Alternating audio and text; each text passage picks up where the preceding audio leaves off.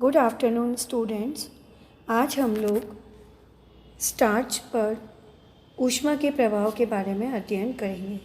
पिछले अध्ययन सत्र में मैंने आपको स्टार्च की संरचना के बारे में पढ़ाया था। स्टार्च पर शुष्क ऊष्मा के प्रभाव से डेक्स्ट्रिनाइजेशन की प्रक्रिया होती है। अनाजों के स्टार्च पर शुष्क ऊष्मा के प्रभाव से डेक्स्ट्रिनाइजेशन होता है। इस प्रक्रिया के फलस्वरूप स्टार्च के अणु टूटकर डेक्स्ट्रिन में परिवर्तित हो जाते हैं। यह डेक्स्ट्रिन पानी में घुलनशील होता है और स्वाद में मीठा होता है। पकाए जाने वाले भोज्य पदार्थ के रंग और सुगंध में परिवर्तन होता है। आटे की गाढ़ा करने की क्षमता कम हो जाती है। इस डेक्स्ट्रिन पर ऊष्मा के प्रभाव से पायरोडेक्स्ट्रिन नामक तत्व बनते हैं, जिनका रंग भूरा होता है। इसी कारण रोटी, ब्रेड, केक, पूरी, पराठा आदि पकाने पर उनकी ऊपरी सतह भूरी हो जाती है। सेके जाने वाले भोज्य पदार्थ में एक विशिष्ट गंध उत्पन्न होती है। आपने देखा होगा जब हम रोटी, पूरी, पराठा या समोसे, कचौड़ी, पकौड़ी इत्यादि बनाते हैं तो उनका गोल्डन ब्राउन कलर डिज़ायरेबल होता है, देखने में अच्छा लगता है। और यह गोल्डन ब्राउन कलर केवल और केवल डेक्स्ट्रिनाइजेशन की प्रक्रिया के कारण होता है। स्टार्च पर जब नमी वाला ताप देते हैं तो दो प्रकार के परिवर्तन होते हैं। पहला जिलेशन अर्थात हिमायन या जमाने की प्रक्रिया। दूसरा रिट्रोग्रेडेशन अर्थात पश्चगमन या पीछे हटने की प्रक्रिया। जिलेटिनाइजेशन के बारे में मैंने आपको पिछले अध्ययन सत्र में भी बताया था कि जब स्टार्च के अणुओं को पानी में, ठंडे विलयन पानी में घोला जाता है तो वो घुल जाते हैं, किंतु पुनः रखने पर नीचे जम जाते हैं। ऐसे घोल को हिलाते हुए जब आप ताप देते हैं तो स्टार्च के अणु पानी को अवशोषित करके फूल जाते हैं और जिलेटिनाइजेशन की प्रक्रिया प्रारंभ हो जाती है। जिलेटिनाइजेशन के कारण स्टार्च के गाढ़े घोल को कुछ समय तक बिना हलाए रखने पर अधिक कड़ा जेल बनता है। जिलेशन या जेल बनने की प्रक्रिया उन्हीं स्टार्चों में अधिक होती है जिनमें अमाइलोज का प्रतिशत अधिक होता है। साबूदाने आदि के स्टार्च में, जिनमें अमाइलोज की मात्रा कम होती है, कमज़ोर जेल बनाते हैं। जिलेशन की प्रक्रिया में स्टार्च के कण फट जाते हैं और कुछ मात्रा में अमाइलोज के कण स्टार्च के कणों से बाहर आ जाते हैं। पकाने की प्रक्रिया समाप्त हो जाने के पश्चात ये अणु आपस में जुड़कर एक जटिल बंध बना लेते हैं। अमाइलोपेक्टिन के अणु स्टार्च कणों के अंदर ही रहकर परस्पर बंध बनाते हैं। इन्हीं परिवर्तनों के कारण अमाइलेज अणुओं से एक जाल बन जाता है और जिसके अंदर जल की मात्रा निहित रहती है।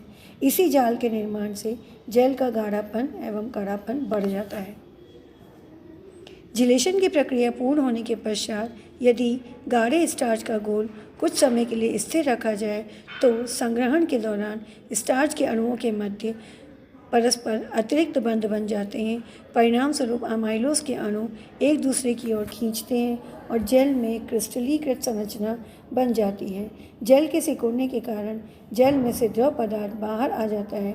इस प्रक्रिया को सेनेरेसिस ऑफ जेल या वीपिंग ऑफ जेल भी कहा जाता है। सेनेरेसिस की प्रक्रिया किस प्रकार से होती है? जब स्टार्च के जेल को लंबे समय तक रखा जाए और अणुओं के बीच में और अधिक बंध बन जाते हैं, ये अणु एक विशिष्ट क्षेत्र में आसपास एकत्रित हो जाते हैं। अमाइलोज अणुओं के बीच में यह बढ़ा हुआ आकर्षण जेल के नेटवर्क में सिकुड़न या श्रिंकेज लाता है तथा बंधा हुआ पानी बाहर निकलता है। यही प्रक्रिया सेनेरेसिस या वीपिंग ऑफ जेल कहलाती है। इस प्रकार का परिवर्तन जेल को काटने पर या थोड़े समय छोड़ने पर भी देखा जा सकता है। आपने देखा होगा कभी कभी कढ़ी बनाने पर कढ़ी बहुत ज़्यादा गाढ़ी हो जाती है और रखने पर जम जाती है, और ऐसी कढ़ी को जब आप पलटते हैं तो वो मोल्ड का शेप भी ले लेती है, लेकिन जब उसमें चाकू चलाएं या छोड़ें तो उसमें से पानी निकलने लगता है। जेल को काटने से उसका नेटवर्क बिगड़ जाता है और पानी बाहर आ जाता है। सेनेरेसिस के दो कारण हैं। पहला, लंबे समय तक जेल को रखना। दूसरा, अपूर्ण या अनुपयुक्त जिलेटिनाइजेशन की प्रक्रिया, जैसे पकाने का गलत तरीका। कभी कभी जब आप आटे का हलवा बनाते हैं तो उसमें गांठें सी बन जाती हैं, लंप फॉर्मेशन हो जाते हैं, या कस्टर्ड का ज़रूरत से ज़्यादा गाढ़ा होना या पानी का कम अवशोषित होना, जिसके फलस्वरूप अतिरिक्त पानी जेल के नेटवर्क से बाहर आ जाता है। आइए अब हम देखें कि जिलेटिनाइजेशन की प्रक्रिया को कौन कौन से कारक प्रभावित करते हैं। अर्थात स्टार्च युक्त भोजन को पकाने के दौरान वे कौन कौन से कारक हैं जो उसमें बनने वाले जेल की स्ट्रेंथ को या प्रोसेस को प्रभावित करते हैं। पहला, जिलेटिनाइजेशन का ताप। मैंने पहले भी बताया कि स्टार्च को पानी में घोलकर गर्म करने पर स्टार्च के अणु पानी को अवशोषित करके फूलने लगते हैं। यह प्रक्रिया जिलेटिनाइजेशन कहलाती है। जिलेटिनाइजेशन की यह प्रक्रिया 65 से 75 डिग्री से लेकर 90 डिग्री सेल्सियस तक पूरी हो जाती है। अर्थात विभिन्न प्रकार के स्टार्चों से जिलेटिनाइजेशन के कंप्लीट होने का जो प्रोसेस है वो लगभग 65 से लेकर 75 डिग्री सेल्सियस के बीच से लेकर 90 डिग्री सेल्सियस के बीच में पूरा हो जाता है। अधिकतम जिलेटिनाइजेशन के लिए स्टार्च को 90 डिग्री तक पकाना चाहिए या गर्म करना चाहिए। अब हम बात करें स्टार्च की सांद्रता की, तो जैसे जैसे आप पानी में या विलयन में स्टार्च की मात्रा बढ़ाते जाएंगे वैसे वैसे जेल की स्ट्रेंथ या जिलेटिनाइजेशन की प्रक्रिया भी बढ़ती जाएगी। स्टार्च की यह सांद्रता 3 से 10% तक बढ़ाने पर जेल की स्ट्रेंथ में वृद्धि होती है। अन्य भोज्य पदार्थ जैसे कि शक्कर, नमक, वसा, दूध इत्यादि भी जेल की स्ट्रेंथ को प्रभावित करते हैं। शक्कर 95 ग्राम पानी में 5 ग्राम मक्की, चावल या गेहूं का स्टार्च मिलाने पर जो जेल बनता है उसमें इतनी स्टिफनेस होती है कि अगर उसे पलट दिया जाए तो वह उस बर्तन या मोल्ड का आकार ले ले। इसी विलयन में जेल बनाने से पूर्व, स्टार्च के इसी विलयन में जिलेटिनाइजेशन की प्रक्रिया से पूर्व जब शक्कर की मात्रा 10 ग्राम से लेकर 60 ग्राम तक बढ़ाते हैं तो जैसे जैसे शर्करा की मात्रा बढ़ाते जाते हैं वैसे वैसे जेली की ट्रांसपेरेंसी अर्थात पारदर्शिता एवं टेंडरनेस अर्थात सॉफ्टनेस में वृद्धि होती है। 50 से 60 ग्राम शर्करा वाले बने हुए जेल कमज़ोर होते हैं तथा मोल्डेबल नहीं होते। अर्थात अगर आपको पर्याप्त स्टिफनेस और मोल्डेबिलिटी वाले जेल चाहिए तो शक्कर की मात्रा 50 ग्राम से ज़्यादा नहीं होनी चाहिए। आइए अब हम बात करें दूध की। जब 5 ग्राम स्टार्च को 95 ग्राम दूध के साथ 95 डिग्री सेल्सियस तक गर्म किया जाता है तो पाश्चुरीकृत दूध के मुकाबले कच्चे दूध का जेल ज़्यादा कड़क होता है, स्टिफ होता है। इसी प्रकार अगर पाश्चुरीकृत दूध में भी तुलना करें तो 72 डिग्री सेल्सियस पर पाश्चुरीकृत दूध के मुकाबले 80 डिग्री सेल्सियस पर पाश्चुरीकृत दूध का जेल थोड़ा कमज़ोर बनता है। अर्थात कम तापमान पर पाश्चुरीकृत दूध का जेल अधिक स्टिफ बनता है। यानी कि जैसे जैसे आप दूध का प्रोसेसिंग टेम्परेचर बढ़ाते जाएंगे वैसे वैसे बनने वाले जेल की स्ट्रेंथ कम होती जाएगी। वसा की मात्रा जिलेटिनाइजेशन की प्रक्रिया को बाधित करती है एवं जेल को कमज़ोर बनाती है। उदाहरण के लिए इसी कारण चावलों को पकाते समय चावल चिपचिपे न बने इसके लिए हम उबले हुए चावलों में घी मिला देते हैं ताकि वो खुले खुले बने और वो आपस में चिपके नहीं। उपमा, सूजी से बनने वाली उपमा या दलिए से बनने वाली लापसी और पुलाव आदि की प्रोसेस के में भी हम पहले सूजी को, दलिया को या चावल को थोड़े से घी या वसा में सेकते हैं जिससे डेक्स्ट्रिनाइजेशन के फलस्वरूप बनने वाले जिलेटिनाइजेशन की मात्रा कम हो जाए। नमक विलयन में जेल की मात्रा को और स्ट्रेंथ को कम करता है।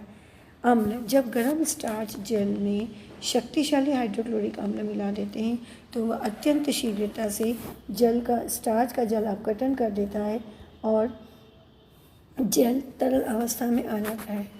कमज़ोर अम्ल जैसे कि सिट्रिक अम्ल थोड़े कम क्रियाशील होते हैं तथा स्टार्च का जल अपघटन करने में समय ज़्यादा लेते हैं। इसी कारण जेल बनाने से पूर्व अगर पानी में नींबू का रस मिला दिया जाए तो ऐसे स्टार्च के जेल की स्ट्रेंथ कम हो जाती है। शुष्कता, जैसे कि स्टार्च के कणों को भूनने पर भूरे रंग के हो जाते हैं जिसके कारण स्टार्च के कण डेक्स्ट्रिन के सूक्ष्म अणुओं में टूट जाते हैं और जेल के स्ट्रेंथ को कम करते हैं। एंजाइम, स्टार्च मिले हुए पानी में अमाइलेज एंजाइम मिलाकर धीमी आंच पर 90 डिग्री सेल्सियस तक गर्म करने पर जेल बनाने की स्ट्रेंथ कम हो जाती है क्योंकि अमाइलेज स्टार्च का जल अपघटन करके माल्टोज के अणुओं में तोड़ देता है और जेल की स्ट्रेंथ पर्याप्त नहीं रहती। आइए अब हम बात करें कि स्टार्च युक्त भोजन को काम में लेते हुए हम किस किस प्रकार के व्यंजन बना सकते हैं। पहला है डेक्स्ट्रिनाइजेशन। आप सभी ने अपने घरों में रोटी, पूरी, पराठा, समोसे, कचौड़ी, पकौड़ी, लापसी, हलवा, बाटी इत्यादि तो बनाए ही होंगे। आपने देखा होगा कि रोटी, पूरी, बाटी, कटलेट्स आदि हम गोल्डन ब्राउन कलर तक सेकते हैं और लापसी और हलवा बनाने के लिए भी हम पहले सूजी और आटे को या दलिए को सेकते हैं, डेक्स्ट्रिनाइजेशन करते हैं, जिससे वो खिले खिले बनते हैं या रोटी, पूरी इत्यादि गोल्डन ब्राउन कलर की बनती हैं। ऐसा स्टार्च के शुष्क ताप पर डेक्स्ट्रिनाइजेशन के कारण होता है। तो अगर प्रश्न आता है कि डेक्स्ट्रिनाइजेशन से बनने वाली रेसिपीज़ बनाइए, तो आप इनमें से कोई भी व्यंजन बना सकते हैं। दूसरा है जिलेटिनाइजेशन।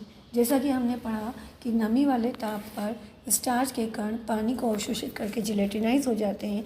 तो जिलेटिनाइजेशन से बनने वाली रेसिपीज़ में आप चावल की खीर, कढ़ी, कस्टर्ड, उपमा, पुलाव, हलवा इत्यादि बना सकते हैं। उपमा, हलवा और पुलाव डेक्स्ट्रिनाइजेशन और जिलेटिनाइजेशन दोनों के ही उदाहरण हैं, या यूँ कहा जाए कि इन्हें कंट्रोल्ड जिलेटिनाइजेशन की विधि से बनाया जाता है, यानी कि पहले डेक्स्ट्रिनाइजेशन की प्रक्रिया के द्वारा कुछ मात्रा तक जिलेटिनाइजेशन को कंट्रोल किया जाता है। तीसरा, स्टार्च का बांधने वाले एजेंट के रूप में प्रयोग। जब आप मूंग की दाल या बेसन में आलू, प्याज और सब्जियां डालकर पकौड़े बनाते हैं या केक और पेस्ट्री इत्यादि बनाते हैं, तो इस प्रकार से बनने वाले व्यंजनों में स्टार्च का उपयोग बाइंडिंग एजेंट के रूप में, बांधने वाले एजेंट के रूप में किया जाता है। गाढ़ा करने वाले एजेंट के रूप में अर्थात थिकनिंग एजेंट। कढ़ी बनाते समय, कस्टर्ड बनाते समय, चावल की खीर बनाते समय, चावल की फिरनी बनाते समय जो व्यंजन में गाढ़ापन आता है वो स्टार्च के कारण ही आता है। आवरण करने वाले एजेंट अर्थात कोटिंग एजेंट के रूप में ब्रेड बड़ा बनाते समय आप ब्रेड को बेसन के घोल में डिप करते हैं। आलू बड़ा बनाते समय आलू के गोले को बेसन के घोल में डिप करते हैं, या मिर्ची बड़ा या आलू प्याज के चिप्स के पकौड़े बनाते हैं, तो वहाँ भी दालों में बेसन में उपस्थित स्टार्च कोटिंग एजेंट के रूप में काम आता है।